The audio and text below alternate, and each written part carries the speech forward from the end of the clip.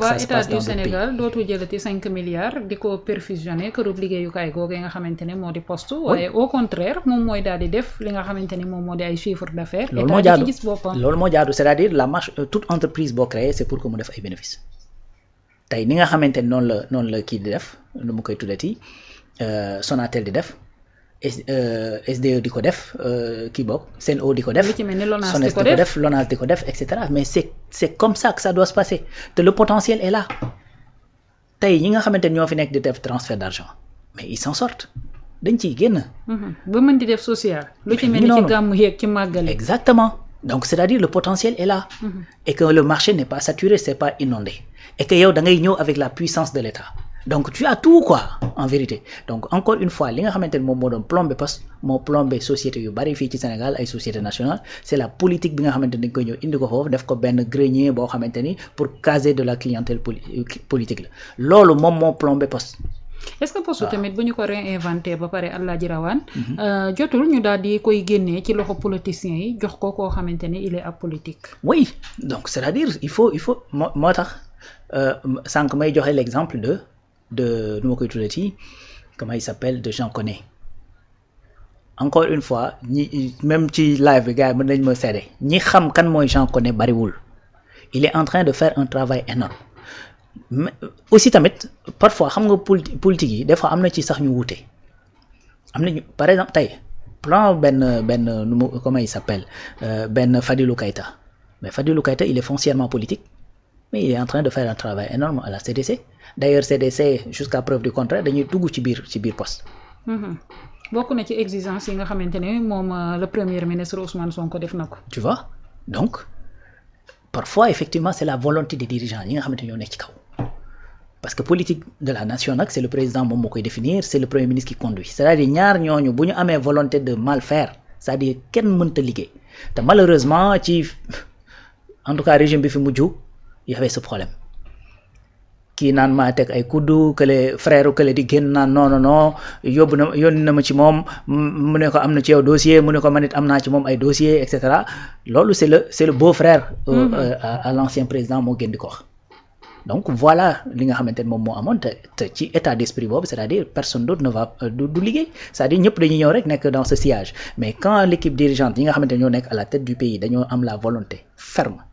de bien faire su boobaa dafay déteindre ci ñi nga xamante ne ñoom ñoo yor les directions et c'est comme ça que ça doit se passer à la poste actuellement li mu soxla c'est un technocrate quelqu'un qui maîtrise effectivement les enjeux du moment quelqu'un qui maîtrise effectivement l'économie numérique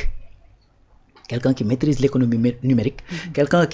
effectivement li nga xamante ne mooy potentiel bi nekk ci e-commerce bi par exemple e-commerce la poste n'a même pas besoin d'avoir par exemple une plateforme e-commerce bu ko amoon tant mieux mais soxlawu ko sax xam nga nan lay def. c'est-à-dire il n'a qu'à se positionner effectivement sur les plateformes internationales. dem par exemple ci Alibaba dem Amazon positionné wu foofu comme quelqu'un buy gérer de la logistique nga xamante ni lu Sénégal jënd foofu mu indil ko rien que ça c'est une manne financière qui est extraordinaire parce qu'il y en a d'autres qui le font. effectivement n'est-ce pas donc encore une fois poste li mu mën a def saa yi dafay yaatu rien que banque assurance. tey y a combien de véhicules fii déjà ñi ngi waaj a yokk li nga xamante ni moom mooy at yi ça c'est un beneen affaire li jëm ci wàllu ay assurance maladie ay assurance vie ay yeneen type d'assurance et cetera mais tout ça mais tu vas rien que en France fii mais poste moo day def loolu yëpp daanaka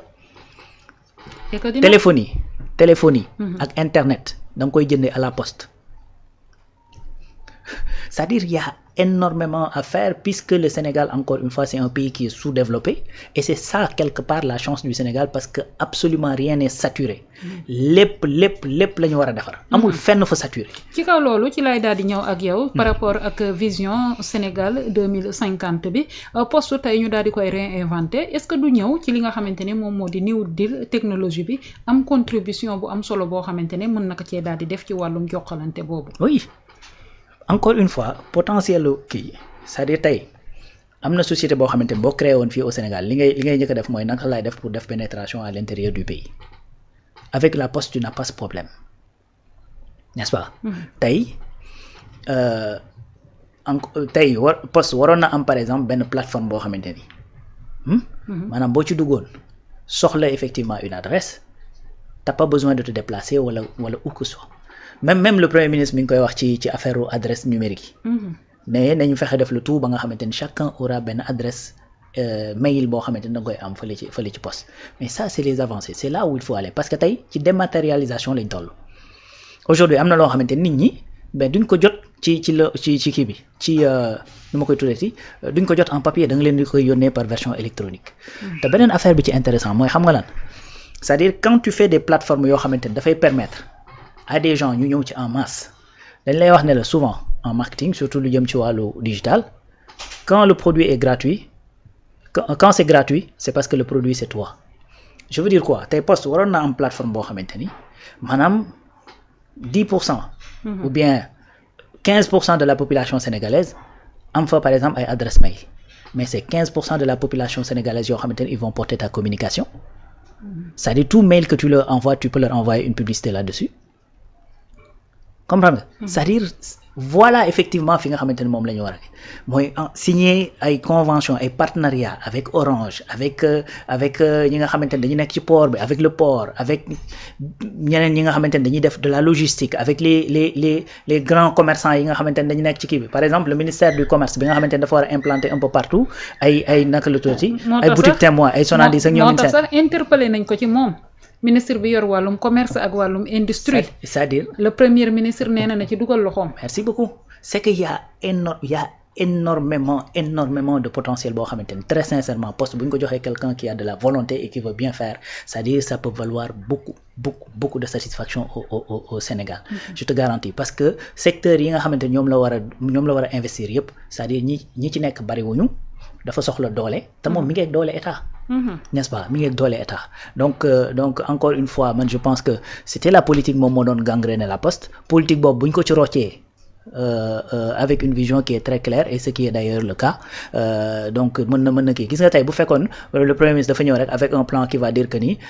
on va relancer la poste ben su boobaa sa xel mën naa tey parce que da nga naan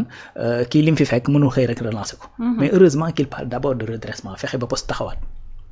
poste nag encore une fois ni ngay fexe mu taxawaat c'est simple da ngay wàññi la mu yenu te attanu ko c'est aussi simple que ça c'est-à-dire te bokk na ci li nga xamante ne mooy gangrène la poste mooy pléthore d'employés yi nga xamante ne ña nga fa nekk te wax dëgg fa yàlla bu fekkee ni nu ma koy tudd liggéey sax lu baax la li mu mën a jural ci conséquences ci poste moo ëpp n'est-ce pas donc la poste n'a qu'à être révisée et puis te li ñuy wax ni yëpp en vérité tu n'es pas obligé nga songandoo leen lépp en même temps voilà donc c'est-à-dire tey li nga xamante ne moom mooy métier de base du poste mu jëm ci wàllu logistique mu jëm ci wàllu transfert de courrier mu jëm ci wàllu poste finance c'est-à-dire yooyu tu les mets en place avec des systèmes de transfert yu am solo c'est-à-dire yi ci des après ça va couler de source waaw yi ci des après day ñëw benn par benn ngay installé wu ainsi de suite parce que entreprise boo tijji bu ne dafay màgg jëm kanam donc pour man loolu la sinon continuer di ko perfuser ça va tout simplement différer les problèmes merci beaucoup Alaaji Rawane ci précision bu am solo boobee nga xamante ne moom nga daal di def ci kërub